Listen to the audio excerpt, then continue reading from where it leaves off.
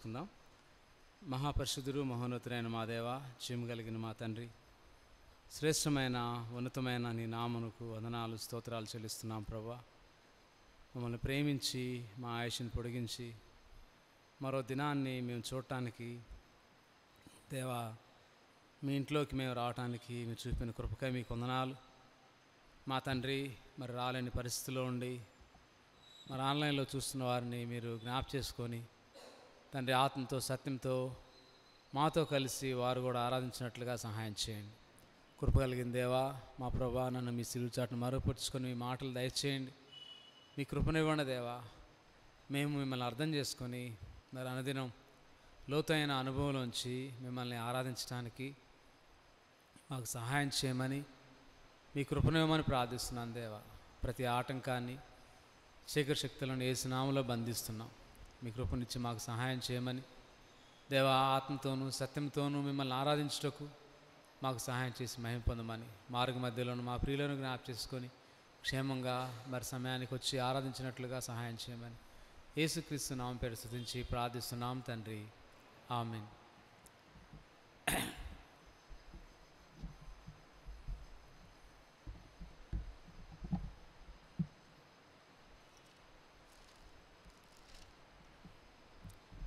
మనం ఆదికాండం చూసినట్లయితే మరి దేవుడు మొదటిగా భూమి ఆకాశములను సృజించెను అను మాటను మనం చూస్తాం. దేవుడు మొదటిగా భూమి ఆకాశములను సృజించెను. ఎందుకు దేవుడు మొదటిగా భూమి ఆకాశం సృజించెను, ఆ తర్వాత ఆదామును హవ్వను నిర్మించెను? ఎందుకు ఒకేసారి? ఒకవేళ ఆదామును చేసి ఆ తర్వాత మిగతాయి చేయొచ్చు కదా అని ఆలోచించినప్పుడు ఆ దేవుడు ఆదాముకి ఏమేమి అవసరమో అవన్నీ అప్పటికప్పుడు చేయలేదు. అప్పటికప్పుడు ఆయన చేయకుండా ఆదాముని చేయకముందే ఆదాముకి ఏమేమి అవసరమో వాటన్నిటిని చేసుకుంటూ వచ్చాడు. కాబట్టి ఆయన ఆదాము చేసిన తర్వాత అరే నీకు ఇది అవసరమే, ఇది కావాలి, నీకు ఇది అవసరం అవుతుంది, అది చేయాలి అని మరలా ఆయన ఆలోచించలేదు. ఏం అవసరమో సమస్తాన్ని చేశాడు. దానిలో మరి చాలా ఇంజనీరింగ్ని, చాలా సైన్స్ని పెట్టాడు. సో అవన్నీ మనం ఇప్పుడు చూడం. కానీ ఎందుకు ఆయన ఆర్డర్లో ముందు అది చేశాడు అనేది ఆలోచించినప్పుడు ఆయన ప్రొవైడర్. ఆయన మరి మనకి ఏది అవసరమో అది ఇచ్చే దేవుడుగా ఉన్నాడని మరి ఆదికాండంలోనే ఆ విషయాన్ని మనం చూస్తూ ఉంటాం, రైట్? అట్లానే అక్కడి నుంచి మరి ఆదాము బయటికి తోలివేయబడిన దగ్గర నుంచి అబ్రహాం వరకు కూడా ప్రజలు జీవించడానికి అననుకూల పరిస్థితులు ఉన్నప్పటికీ చక్కగా బ్రతకటానికి, జీవించడానికి అన్నీ కూడా ఆయన సమకూర్చి పెట్టాడు. సో అబ్రహాము దగ్గరికి వచ్చినప్పుడు మరి అబ్రహాము ఒక ప్రదేశానికి దేవుడితో లింక్ ఉన్న ఆ పేరుతో లింక్ ఉన్న టైటిల్ ఇవ్వటం జరుగుతూ ఉంది. జనరల్గా దేవుడు నేను సర్వశక్తి గల దేవుణ్ణి అని ఆయన ప్రకటించుకున్నాడు, యాహ్వే అని. సో అప్పుడు ఆయన ప్రకటించుకున్నది. కానీ ఇక్కడ అబ్రహాము ఏం చేస్తున్నాడంటే దేవుడు చూసుకుంటాడు అని ఆ ప్రాంతానికి పేరు పెడతా ఉన్నాడు. దేవుడు చూసుకుంటాడని దేవుడి యొక్క పేరు, ఆ తర్వాత ఒక ఫంక్షన్, దేవుని యొక్క పేరు, ఆ తర్వాత దేవుడు చేసే ఒక పని, రెండింటిని కలిపి అబ్రహాం అక్కడ పెట్టినట్లుగా మనం చూస్తూ ఉన్నాం.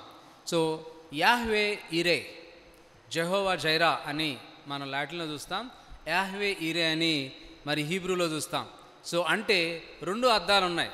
ఒకటి he's Jehovah the provider, Jehovah who takes care, అయితే హూ సీస్, చూసే దేవుడు, గాడ్ సీస్. ఆ తర్వాత ప్రొవైడ్ చేసే దేవుడు, ఆయన చూస్తాడు, ఆ తర్వాత ఏం అవసరమో దాన్ని సరఫరా చేస్తాడు, ప్రొవైడ్ చేసే దేవుడు. సో అబ్రహాముని మనం బాగా గమనించినప్పుడు వృద్ధాప్యంలో మరి లేక పుట్టిన కొడుకుని ప్రేమించడంలో, ఆ కొడుకు చేసే పనులన్నిటిలో ఆనందించడంలో ఆయన ఎంతో సంతృప్తి పొందుతూ ఉన్నాడు. 100 సంవత్సరాల వయసులో పుట్టిన పిల్లోడిని అలరించి అన్నీ చూసుకొని పెంచి అట్లా పెంచుతూ ఉన్న సమయంలో ఆయన ఏం చేశాడంటే తల్లిదండ్రులు ఇద్దరు కూడా దేవుని యొక్క మార్గాలను ఇస్సాకుకి బోధిస్తూ ఉన్నారు. దేవుని యొక్క మార్గాలను ఇస్సాకు బోధిస్తున్నాడు. సో చిన్నవాడైన ఆ తర్వాత యవనస్తుడిగా ఎదుగుతూ ఉన్న పరిస్థితిలో వాళ్ళు ఆయనకి బోధిస్తూ ఉన్నారు. సో 125 సంవత్సరాల వయసులో కూడా మరి అబ్రహాముకి ఆయన ఇస్సాకు పిల్లవాడుగానే ఉన్నాడు. జోసిఫస్ అనే హిస్టోరియన్ ఏం చెప్తాడంటే వాళ్ళ ఏజ్ని బట్టి ఆ సమయంలో 30 సంవత్సరాల వరకు బాలుడే అని అంటారు. మనకైతే 14 సంవత్సరాలు నిండకముందే ఏం చేస్తారు? బాలురు లుంగీలు కట్టుకొని పిల్లి కూతలకు వస్తూ ఉంటారు. కానీ వాళ్ళు 30 సంవత్సరాల వరకు కూడా బాలురే అంటారు, 30 ఏళ్ల వరకు కూడా. సో ఆల్మోస్ట్ ఈ జోసిఫస్ అనే చరిత్రకారుడు యేసుక్రీస్తు ప్రభువుని చరిత్రలో లిఖించిన ఆయన, ఆ సమయంలో ఆ సమయాన్ని స్టడీ చేసిన ఆయన, అటువంటి ఆయన ఆ చరిత్రకారుడు అంటే ఆ కాలంలో అబ్రహాముకి 120 సంవత్సరాలు, ఇస్సాకుకి 25 సంవత్సరాలు. 25 సంవత్సరాల వయసులో కూడా బాలుడే. సో మనం చరిత్ర చూసినప్పుడు ఎందుకు బాలుడు అన్నాడు. సో చిన్న పిల్లోడైనా సరే నిన్ను కట్టేస్తాను, నువ్వు అరవద్దు, బలిస్తాను అని అంటే చిన్న పిల్లోడైనా కానీ పెనుగులాడతాడు, ఎందుకంటే ప్రాణం కోసం. కానీ తల్లిదండ్రులు నేర్పిన మార్గం, దేవుని యొక్క మార్గం, దేవుని గురించిన మాటలు ఇస్సాకు యొక్క హృదయంలో పాతుకొని పోయాయి. సో అలాంటి లైఫ్ని మనం ఇక్కడ చూస్తూ ఉంటాం. సో చాలా బాగుంది. ప్రతిరోజు పిల్లోని చూస్తున్నాడు, ఎదిగాడు, యవనస్తుడు అవుతా ఉన్నాడు. లేదంటే బాలుడంటే 20 సంవత్సరాల వయసు వచ్చింది, చక్కగా తను చాలా శక్తి పొందుకున్నాడు, ఎందుకంటే కావాల్సిన అన్ని దేవుడు ఇచ్చాడు తనకి. కానీ ఒకరోజు సడన్గా ఒక వార్త దేవుడి దగ్గర నుంచి వచ్చింది. ఏమని? నీకొక్కగానున్న ఒక కుమారుణ్ణి నాకు బలివని. 22వ అధ్యాయం, ఆదికాండం 22వ అధ్యాయం 1వ వచనం నుంచి. ఆ సంగతులు జరిగిన తర్వాత దేవుడు అబ్రహామును పరిశోధించెను. ఎట్లనగా, ఆయన అబ్రహామా అని పిలువగా అతడు చిత్తం ప్రభువా అన్నాడు. అప్పుడు ఆయన, నీకు ఒకడై ఉన్న నీ కుమారుని అనగా నీవు ప్రేమించు ఇస్సాకును తీసుకుని మోరియా దేశమునకు వెళ్ళి అక్కడ నేను నీతో చెప్పబోవు పర్వతములలో ఒకదాని మీద దహన బలిగా అతన్ని అర్పించమని చెప్పెను. రైట్. సో ఈ 2 వచనాల్లోనే తన యొక్క పరీక్ష ప్రారంభమైంది. సో 100 సంవత్సరాల నిరీక్షణకి దేవుడు తెరదించాడు. 25 సంవత్సరాల ప్రేమకి కూడా తెరదించబోతా ఉన్నాడు. ఎలా ఉంటుందనంటే ఒక్కడే కొడుకు కోట్ల ఆస్తి అన్నట్టుంది పరిస్థితి. ఒక్కడే కొడుకు కోట్ల ఆస్తి. ఇన్ని రోజులు 20 సంవత్సరాలు ఆనందించాను, నాకు కూడా కొడుకున్నాడు, నా వారసుడున్నాడు అని. కానీ ఆ సంఘటన, ఆ రాత్రి ఆయన హృదయాన్ని, ఆ మాటలు విన్న వెంటనే మరి బహుశా ఆయన యొక్క మనసులో ఎంతో ఇమోషనల్ పెయిన్, కాన్ఫ్లిక్టింగ్ థాట్స్. అసలు ఏంటి ఇది, దేవుని స్వరమేనా అని అనుమానం రాలేదు. ఏంటి అనేది కొంత బాధ తన హృదయంలో కలిగినప్పటికీ ఒక్క మాట కూడా అబ్రహాం గురించి ఇక్కడ రాయబడలేదు. ఆ రాత్రి అంతా నిద్ర పట్టిందో లేదో తెలియదు, కానీ తెల్లవారిని మాత్రం ఆయన బయలుదేరటాన్ని 3వ వచనం మొదటి పదంగా మనం చూస్తూ ఉన్నాం. సో అట్లాంటిది ఓన్లీ సన్. అబ్రహాంకి అప్పటికి ఎంతమంది పిల్లలు? 2. ఓన్లీ సన్ అంటాడు. Son, only son. దేవుడు కూడా తన అద్వితీయ కుమారుడు, ఓన్లీ సన్, ఆయనని మరి చూపించే విధంగా ఇక్కడ ఈ యొక్క రిఫ్లెక్షన్ మనం చూస్తూ ఉన్నాం. సో కాబట్టి నాట్ ఇస్మాయిల్, మొదటి సంతానాన్ని మనం అనట్లేదు, యువర్ ఓన్లీ సన్. నీ ఒక్కడైన కొడుకుని తీసుకొని మోరియా పర్వతానికి వెళ్ళు, ఆ పర్వతాల్లో ఒకటి నేను అక్కడ చూపిస్తా, అక్కడ వరకు వెళ్ళాలి నువ్వు, అక్కడికి వెళ్ళి నువ్వు అక్కడ బలి ఇవ్వు అని చెప్తా ఉన్నా. సో బలి అయితే పర్వాలేదు, నా కొడుకు జ్ఞాపకంగా చివరికి ఒక శవం ఇంటికన్నా తీసుకొని వస్తాను, లేదంటే పాతిపెట్టిన తర్వాత ఎముకలన్నా నేను పెట్టుకుంటాను, వీడు నా మొదటి లేకపోతే నా కొడుకు, దేవుడు వాగ్దానం చేసిన కొడుకని ఏదో ఒక జ్ఞాపకాన్ని పెట్టుకోవటానికి అవకాశం లేని బలిని దేవుడు అడుగుతా ఉన్నాడు. ఏందనంటే దహన బలి ఇస్తే మిగిలేది బూడిదే.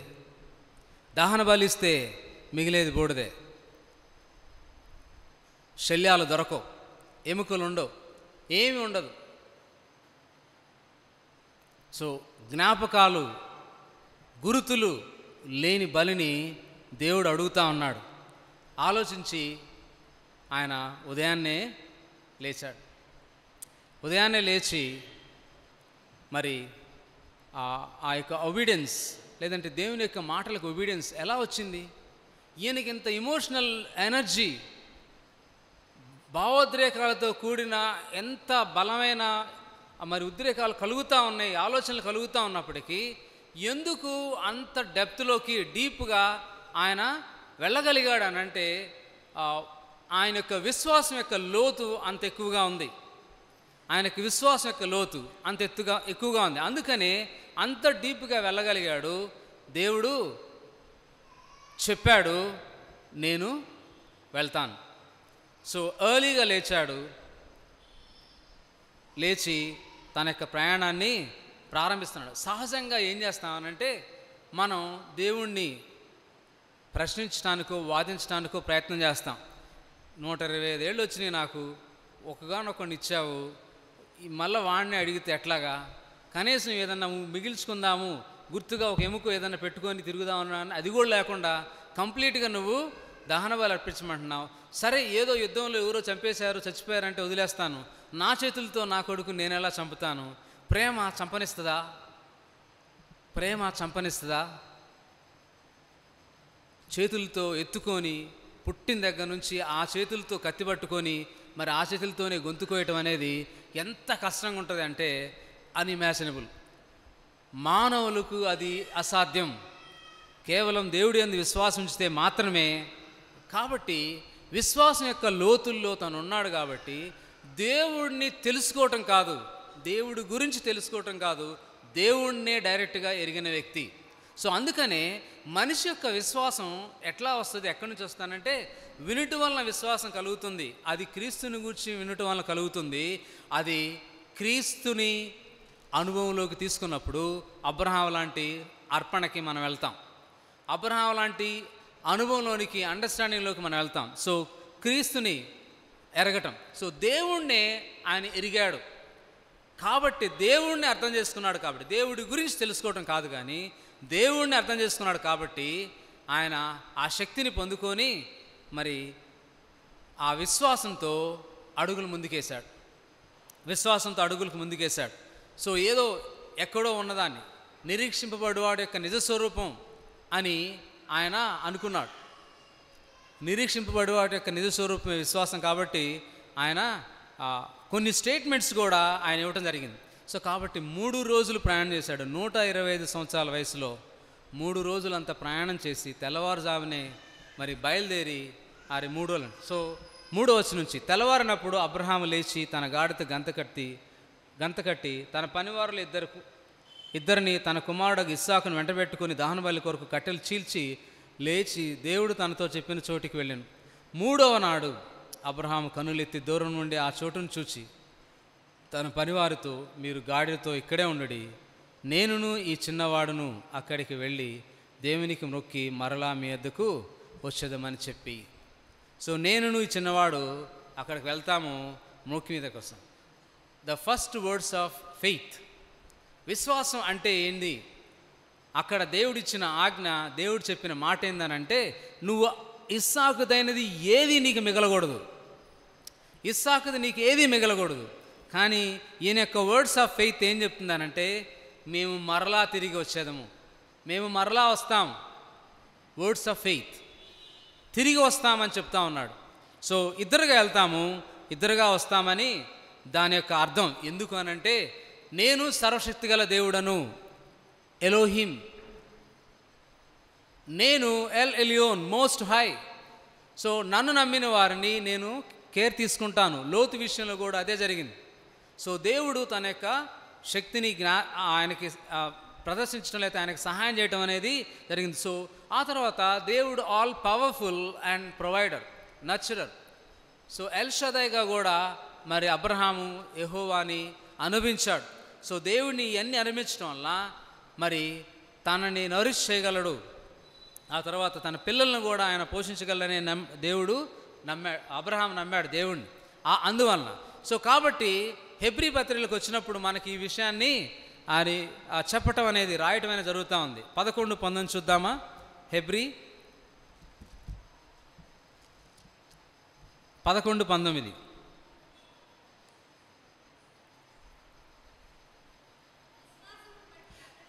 విశ్వాసమును బట్టి అతడును అతనితో వాగ్దానం సమాన వారసులైన ఇస్సాకు, యాకోబు అనువారు ఎడార్లు గుడారములలో నివసించుచు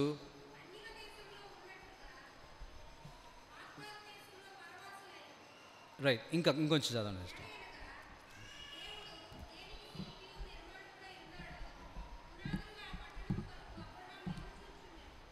రైట్.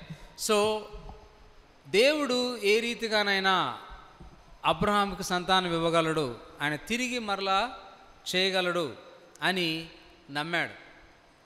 సో నమ్మాడు కాబట్టి ఆయన ముందుకెళ్ళడం జరిగింది. ఇక్కడ మనం చూసినట్లయితే మరి ఇస్సాకు కొరకు అక్కడ ఏమీ బలి ఇవ్వబడింది? 13వ వచనంలో 22:13లో పొట్టేలు బలి ఇవ్వబడింది. కానీ మానవాళి పాపం మొత్తాన్ని కోసం దేవుడు అదే ప్రాంతంలో మరి ఎవరిని బలిచ్చాడు? Jesus Christ, ram and lamb. So ఇట్లాగ మనం చూస్తాం. సో మొదటి విశ్వాస సంబంధమైన అడుగులు ఇక్కడ వేయబడ్డాయి. ఆయన తిరిగి నా కొడుకుని బ్రతికించగలడు. ఎక్కడి నుంచి? బూడిదలోంచి. ఎక్కడి నుంచి? ఆరిపోయిన కట్టెలతో మండించబడి ఆరిపోయిన ఆ బూడిద నుంచి మరలా నాకు దేవుడు ఇస్సాకుని ఇవ్వగలడు, లేదు అని అంటే మరలా పుట్టించగలడు, ఆ వయసు ఎంతైనప్పటికీ అని నమ్మాడు. కాబట్టి ముందుకెళ్ళదు. కాబట్టి యెహోవా చూచుకొనును, యాహ్వే ఈరే అనే పేరుని మరి ఆ యొక్క ప్రాంతానికి పెట్టడం, అది కొండ మీద దేవుడు చూచుకొనును అనే ఆనవాయితీ ఇజ్రాయెల్లో కలిగింది. ఇక్కడ లేదు పరిస్థితి. అప్పుడు ఏంటి అని అంటే యెహోవా చూచుకొనును, యాహ్వే ఈరే అనే పదాన్ని, ఆ యొక్క మాట మనకి చూడొచ్చు. రైట్. ఇంకా మనం ఆలోచించినట్లయితే ఈ యొక్క అర్పణ, ఈ యొక్క బలి మరి మన కోసం ఆయన ఇచ్చిన అర్పణగా మనం ఇక్కడ చూస్తూ ఉన్నాం ఈ యొక్క కంపారిజన్లో చూసినప్పుడు. అయితే మరి ఇస్సాకు గురించి ఆలోచించినప్పుడు 25 ఏళ్ళ బలం కలిగిన బాలుడు అని ఒకవేళ మనం 25 ఏళ్ళు అనుకుంటే, మరి బాలుడైనప్పటికీ బాగా బలం ఉన్న సో తండ్రి యొక్క శక్తిని ఓవర్ పవర్ చేయగలడు. తండ్రి వృద్ధాప్యంలో ఉన్నాడు, తండ్రి యొక్క శక్తిని మించి చేయగలడు. కానీ ఆయన దేనికి సిద్ధపడ్డాడు అని అంటే తండ్రికి విధేయత చూపించడానికి. చూసా ఆ ఆర్డర్ ఎలా వచ్చింది? యెహోవా దేవునికి అబ్రహాము విధేయత చూపిస్తే విశ్వాసంతో, అబ్రహాము నేర్పించిన పాఠాలు, మూల పాఠాలను బట్టి మరి ఇస్సాకు తండ్రికి విధేయత చూపిస్తూ ఉన్నాడు.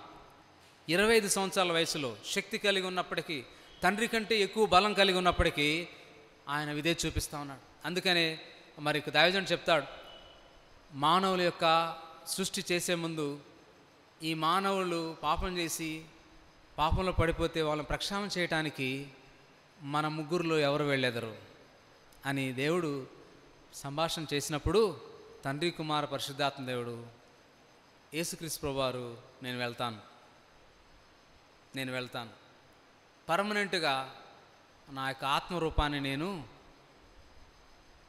శరీర రూపంగా మార్చుకుంటాను, శరీరంలోకి వెళ్తాను, నేను నిత్యము ఇంకా నాకు శరీరమే ఉంటుంది. తండ్రి, పరిశుద్ధాదేవుడు ఇద్దరు ఆత్మరూపంలో ఉంటే యేసుక్రీస్తు ప్రభువారు ఒక్కడే శరీర రూపంలో మనకు కనిపిస్తాడు. దానికి ఆయన ఒప్పుకున్నాడు. ఎలాంటి బాధకి ఒప్పుకున్నాడంటే, ఇస్సాకు ఇమాజిన్ చేస్తుంటాడు, లేకపోతే అబ్రహాం ఇస్సాకు ఇమాజిన్ చేస్తుంటాడు, నా కొడుకుని నేను బలి అర్పిస్తూ ఉన్నప్పుడు, వెలవెల కొట్టుకుంటా ఉన్నప్పుడు ఎలా ఉంటుంది, పరలోకపు తండ్రి యొక్క హృదయం కూడా అలానే ఉంది. ఆయన అరుపులు ఏమనిపించారంటే, ఇక్కడైతే కోయటానికి అవకాశం లేదు, లేదా బలి ఇవ్వటానికి దేవుడు అనుమతి ఇవ్వలేదు, కానీ అక్కడ ఆయన చేతిని పక్క పెట్టుకున్నాడు, పిలవలేదు. యేసు ప్రభువే తిరిగి పిలిచాడు, నా దేవా నన్నేలా చేయి విడిచితివి. నా దేవా నా దేవా నన్నేలా చేయి విడిచితి. మానవులైన మన కోసం ప్రొవైడ్ చేయడానికి, మన యొక్క భవిష్యత్తుని ముందే చూసి మరి ఆయన అక్కడ ఆ నిర్ణయం తీసుకున్నాడు. అక్కడ కత్తిని ఆపమన్నాడు, ఇక్కడ కత్తిని వేయమన్నాడు. సో చనిపోయినా పర్లేదు, ఎందుకనంటే ప్రజలందరూ నా దగ్గరికి రావాలి అన్న ఆలోచనతో ఆయన యొక్క ప్రణాళికలో యేసుక్రీస్తు ప్రభువు మీద ఆ ఖడ్గం పట్టడానికి, లేదంటే ఆ మరణం రావడానికి దేవుడు అనుమతించాడు. అయితే అబ్రహాం దగ్గరికి వచ్చినప్పుడు అబ్రహాం కత్తి ఎత్తాడు. మరి జస్ట్ ఒక్క వేటుతో మరి కుమారుణ్ణి అక్కడ బలికి సిద్ధపరచాలి. సో అక్కడి నుంచి మరి 10వ వచనం మనం చూసినట్లయితే, అబ్రహాము తన కుమారుని వధించుటకు తన చెయ్యి చాపి కత్తి పట్టుకొనగా యెహోవా దూత పరలోకంలో నుండి అబ్రహామా అబ్రహామా అని పిలిచెను. అందుకు అతడు చిత్తం ప్రభువా అని. ఎందుకు 2 సార్లు పిలిచాడు? ఒకసారి పిలవచ్చుగా. మొదటి వచనంలోనేమో అబ్రహామా అన్నాడు, ఇక్కడ 2వ వచనంలోనే ఈ 10వ వచనంకి వచ్చేసరికి 2 సార్లు పిలుస్తా ఉన్నాడు.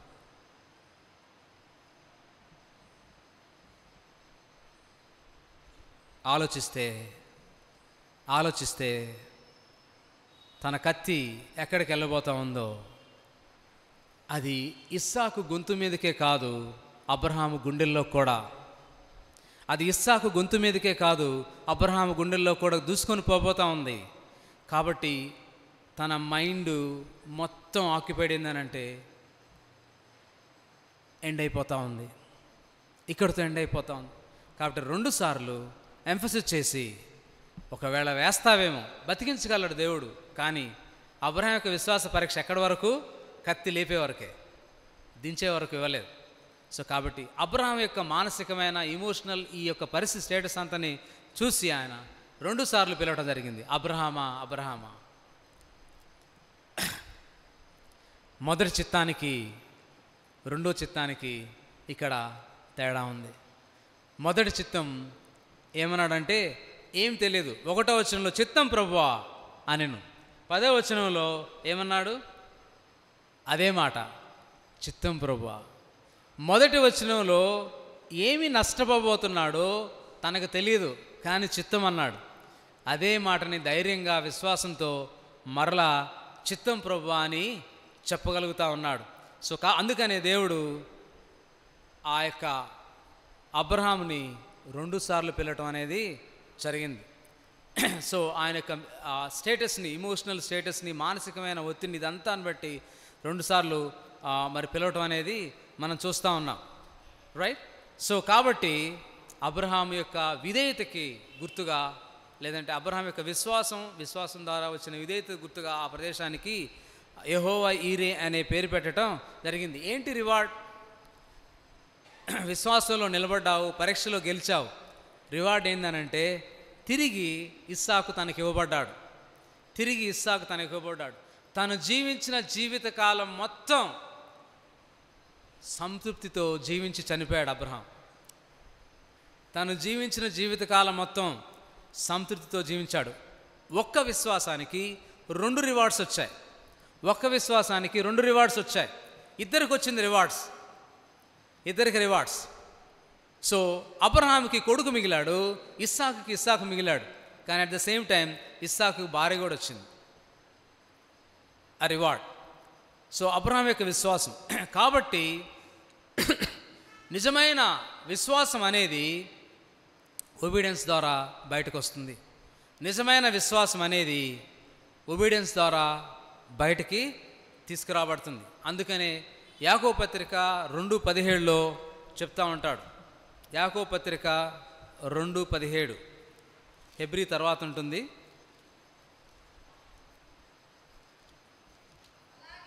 211 పేజీ. అలాగే విశ్వాసము క్రియలు లేనిదైతే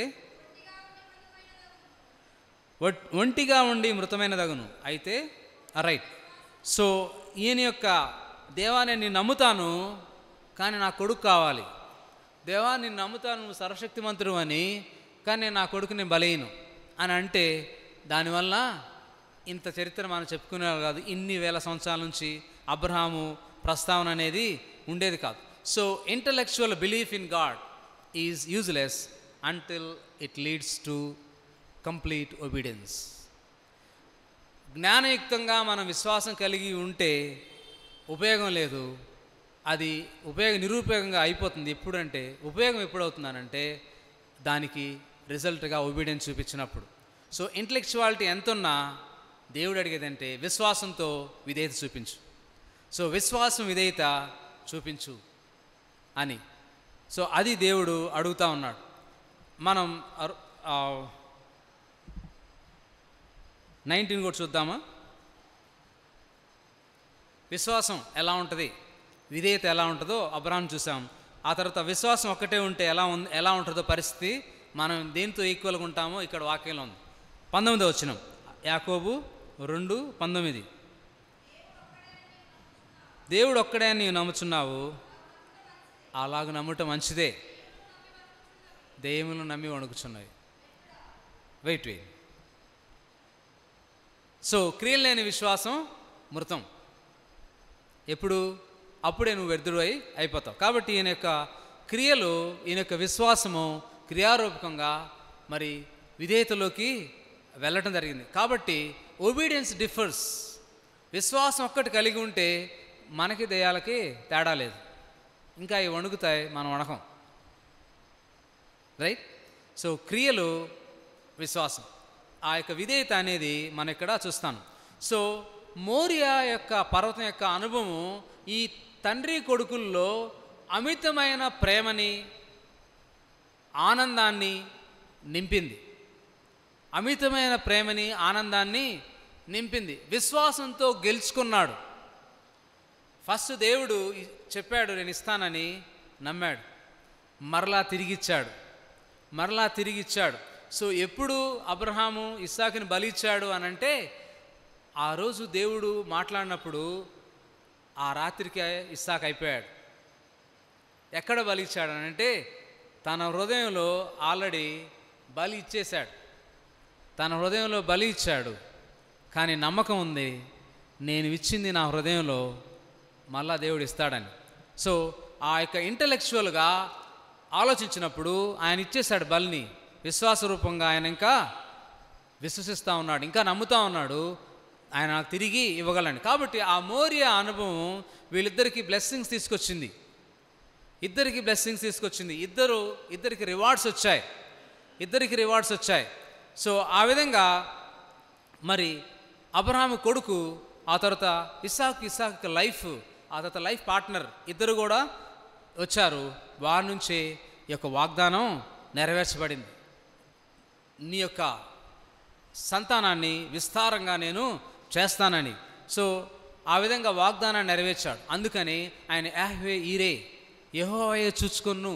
రెండో అర్థంలోకి మనం వెళ్ళినప్పుడు ఆయన చూచున్న దేవుడు, ఆ తర్వాత జరగబోయేదాన్ని చూసే దేవుడు. సో దానికి సంబంధించిన దాన్ని కూడా ప్రతిదీ కూడా ఆయన ప్రొవైడ్ చేస్తాడు. చూసి ఊరుకోడు. చూసే దేవుడు, చూస్తూ ఊరుకునే దేవుడు కాదు.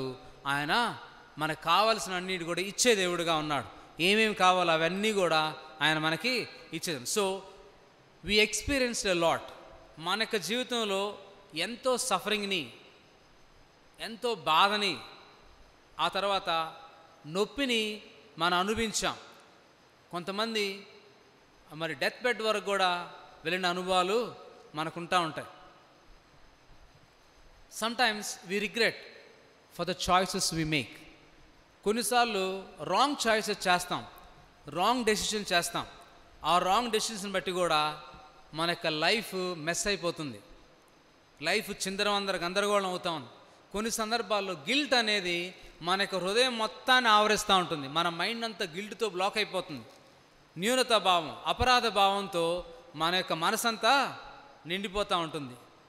అయితే ఆ సందర్భంలో మరి అబ్రహాము నమ్మినట్లుగా, నా ఎద్దుకొచ్చువా నేను ఎంత మాత్రం త్రోసివేనని యేసుక్రీస్తు చెప్పినట్లు, ఏ స్థితిలోనైనా ఆయన దగ్గరికి వచ్చినప్పుడు ఆయన క్షమిస్తాడు.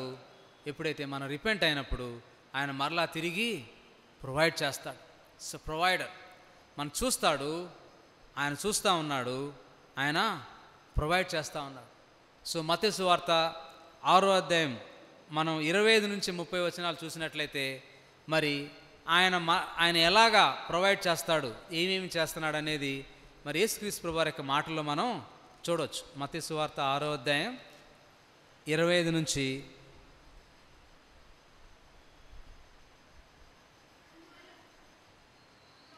అందువలన నేను మీతో చెప్పినదేమనగా ఏమి తిందుమో ఏమి త్రాగుదుమో అని మీ ప్రాణమును గూర్చి అయినను ఏమి ధరించుకుందుమో అని మీ దేహం గురించి అయినను చింతింపకుడి.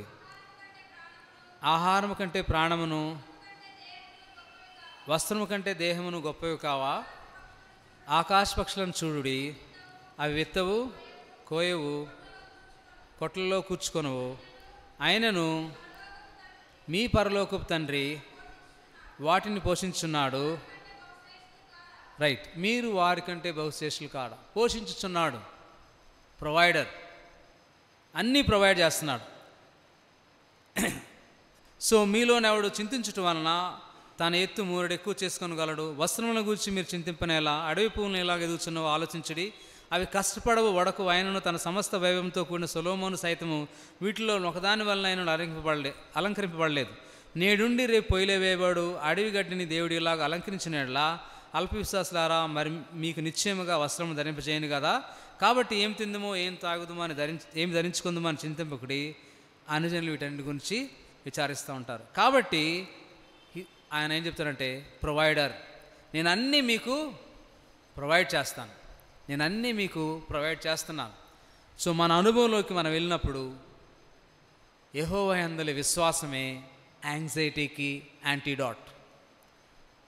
మన విచారాలకి, బాధలకి, అన్నిటికీ మందు విరుగుడు ఎక్కడుందనంటే విశ్వాసంలో ఉంది. యెహోవా యందలి విశ్వాసం. మన బాధలు, వర్రీస్, ఆ తర్వాత మనకు కలిగే రిలేషనల్ ఇష్యూస్, ఫ్యూచర్ అబ్రహాం కూడా ఫ్యూచరే ఆలోచించాడు, ఫ్యూచర్నే చూశాడు. ఇవన్నీ కూడా ఆయన వాటన్నిటి విషయంలో ఆయన ఏం చెప్తానంటే యెహోవా ఈరే. అబ్రహాం ఈరోజు మనతో మాట్లాడుతున్న మాట ఏందనంటే, యెహోవాయే చూచుకొను. ఇన్ని రోజులు దేవుడు నిన్ను నన్ను ప్రొటెక్ట్ చేశాడు, ప్రొవైడ్ చేశాడు, కావాల్సిన అన్నీ ఇస్తూ పోషించాడు. నా భవిష్యత్తు నీ భవిష్యత్తు చూచి 2000 సంవత్సరాల క్రితమే మన భవిష్యత్తుని ముందుకు చూచి ఆయన యాహ్వే ఈరేగా, యెహోవా ఈరేగా మనకి ఒక భవిష్యత్తు గురించిన ఆశని, నిరీక్షణని కలుగజేశాడు యేసుక్రీస్తు ప్రభువారి ద్వారా. సో ఆయన అంటా ఉన్నాడు, leave everything which you love on the altar of God. దేవుడి కంటే మనం ఎక్కువగా ఏమైతే ప్రేమిస్తూ ఉన్నామో వాటన్నిటిని తెచ్చి ఈ బలిపీఠం మీద పెట్టండి అని అడుగుతాను. సో ఆ యొక్క విశ్వాసం యొక్క అనుభవం కలిగి, ఆ అనుభవంలోంచి మనం ప్రభువుని ఆరాధిద్దాం. సమస్తం సమకూడి మన మేలుకే, రోమా 8:28 ఉన్నట్టుగా జరుగుతున్నాయి. కాబట్టి నమ్మితే అది బాధ అయినా, అది శ్రమ అయినా అబ్రహాములాగా నిలబడగలుగుతాం. సో కాబట్టి యెహోవా ఈరే, ఆయనే చూసుకొను, ఆయనే పోషించును, ప్రొవైడ్ చేయను అనే మాట చూస్తున్నాం. కాబట్టి మన ఆరాధనకి వచ్చినప్పుడు అంశాలను ఆలోచిస్తే, మనం పుట్టకముందే భూమిని మన కోసం సృష్టించాడు. భూమి ఎవరి కోసం? మనుషుల కోసం. జలప్రాళయం వచ్చి మొత్తం మనుషులు పోయారనుకో, భూమి ఎందుకు? భూమికి మీనింగ్ ఉండదు, మన కోసం. సో మనకు ముందే చేశాడు. రక్షణని 2000 సంవత్సరాల క్రితమే దేవుడు చూచి మనం ఆయనతో కూడా ఉండబోతున్న పరిస్థితిని మనకు కలుగజేశాడు. రైట్. ఆ తర్వాత యేసుక్రీస్తు ప్రభువారు ఏం చేస్తున్నాడు? ఇప్పుడు మన కోసం విజ్ఞాపన చేస్తున్నాడు, మనకు స్థలం సిద్ధపరుస్తూ ఉన్నాడు. సో స్థలం సిద్ధపరిచే దేవుడుగా ఉన్నాడు. కాబట్టి ఈ లోకంలో కావాల్సిన అన్నీ కూడా ఇస్తూ ఉన్నాడు. పరిస్థితులు, ఆ తర్వాత అవసరాలు ఎలా ఉన్నప్పటికీ ఆయన ప్రొవైడ్ చేయగలడు. కాబట్టి యెహోవా ఈరేగా మనం ఈ దినాన్ని ఆయన జ్ఞాపం చేసుకొని ఆరాధిద్దాం. అటువంటి విశ్వాసంలోకి, యేసు దేవుడినే తెలుసుకునే పరిస్థితిలోకి దేవుడు మనని మరి తీసుకెళ్తూ ఉన్నాడు. దాన్ని బట్టి ప్రభువుని మనం ఆరాధిద్దాం.